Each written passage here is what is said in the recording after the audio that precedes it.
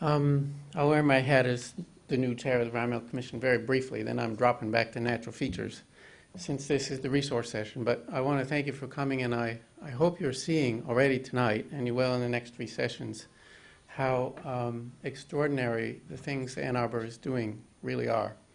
The Natural Areas program is really quite special. Our recycling program is probably as good as any in the country, including our fabulous composting program.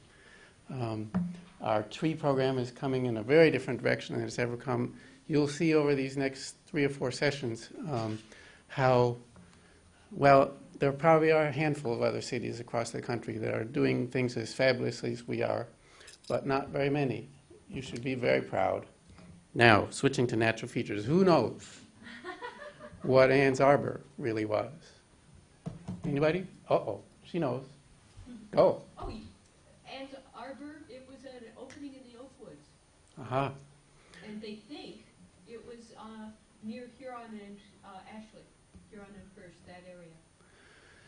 If my information is correct, it actually was a grove of predominantly very large bur oak trees, some of the children of which are still obvious in the neighborhood around St. Andrew's Church, north of City Hall, in the general vicinity she's talking about.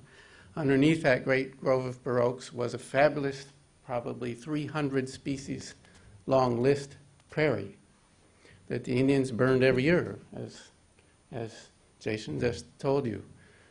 This was the original natural feature of Ann Arbor. So I want to get into natural features with you a bit here. Who remembers the controversies in the 70s and 80s with development of large parcels in the city where we didn't have any regulations and developers wanted to build lots of housing, and there were nice native forest fragments and big landmark trees still on the property? And you remember those? You remember 1999 or so when we passed amendments to our primary development ordinance, Chapter 62. Some of us call that the natural features ordinance, but it's really not. We amended our natural features ordinance and actually stepped very courageously out and added a standard into our development ordinance, which had to be satisfied in order to approve a site plan for multifamily housing on a large tract or in any circumstance where a site plan was required. Normally, cities have a development, contemplated development would comply with all applicable state, local, and federal laws, ordinance, standards, and regulations, of course. Development would not cause a public nuisance or interfere with public health, safety, and welfare. Well, we added, and we stepped right out there. We added one. Development would limit the disturbance of natural features to the minimum necessary to allow reasonable use of the land.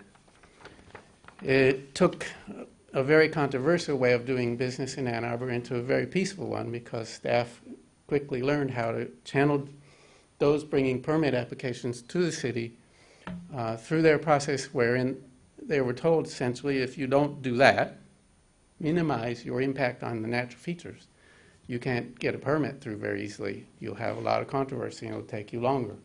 There's one thing developers like, it's a quick, prompt decision. It's worked. A very special part of what Ann Arbor does. So what are natural features? Who knows? There's Gwen. What are they?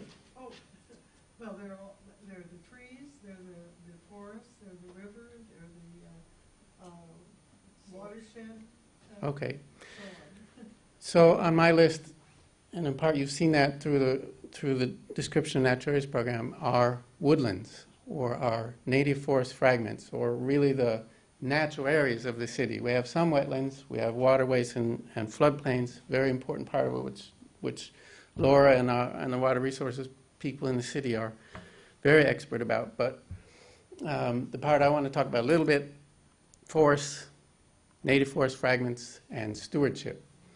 One of the ideas we're beginning to hatch, and part of getting you here tonight is to invite you to participate in hatching the ideas and in developing them. We would like, I think, to try to develop a program modeled on the Natural Areas program for the city as a whole, private lands, university lands, and our public lands to the extent needed, that would take a small group of staff members in the city out to community organizations and groups and tell them what they have in the way of natural features in their neighborhood. That map that Jason showed you showed public lands with important natural features on them.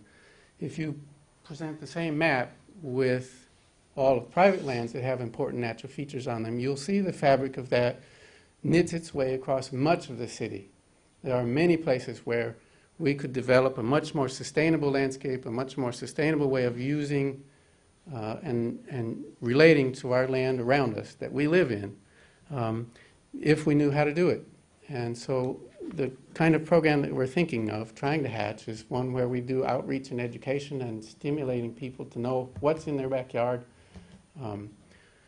Many of you have what we call a native forest fragment growing over your heads. These are trees that were children when the Indians left Ann Arbor and Europeans came here in 1824 after most of the adults were cut down.